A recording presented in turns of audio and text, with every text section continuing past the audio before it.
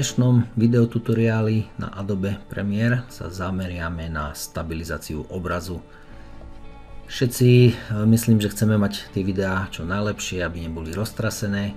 Samozrejme nejaké outdoorové kamery ponúkajú už slušnú stabilizáciu, po prípade ak máte nejaký gimbal trojosový, tak je to fajn, ale môže sa stať, že ešte by ste to chceli doladiť a Adobe Premiere má na to taký efektík, ktorý si teraz ukážeme.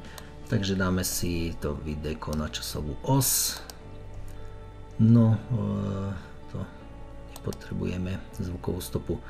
No, trošku vám to zväčším, aby ste to videli. Áno, tak proste to video, ako som kráčal, tak je nejaké vlastne roztrasené, tak sa ho pokúsime aspoň trošku zastabilizovať. Takže pôjdeme do efektu, aby ste to nemuseli hľadať, tak si tam napíšte iba warp stabilizátor, hej, to dá v položke video efekt, distort warp stabilizátor. Keď naimportujeme tento efekt do nášho videa, tak sa okamžite spustí analýza. Premiere to sama nejakým spôsobom si pozrie, čo sa s tým dá robiť a zastabilizuje vám to video. No, takže video máme zastabilizované. No, táto položka Warp Stabilizer nám nabehla do Effect Control, takže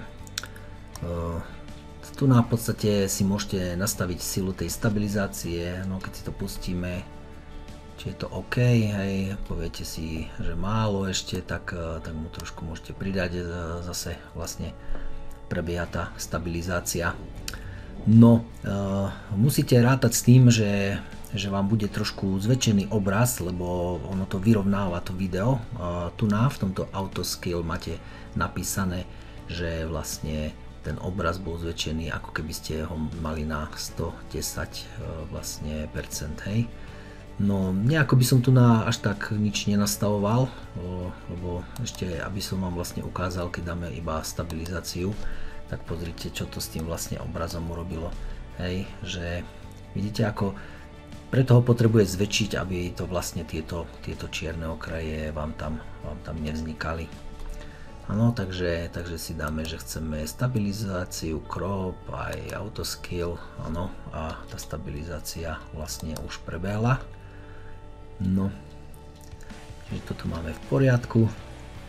No, čo ešte by ste tu mohli, ak môže sa vám stať tým, že vám to videjko trošku roztiahne, že ho môže trošku rozostriť, tak môžete si ho trošku zostriť efektom Sharpen, hej. Sharpen, hej.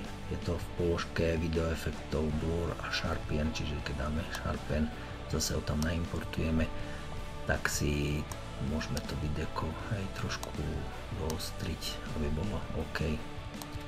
No. Takže ak sme s tým spokojní, takže máme videjko hotové a môžeme ho vyexportovať.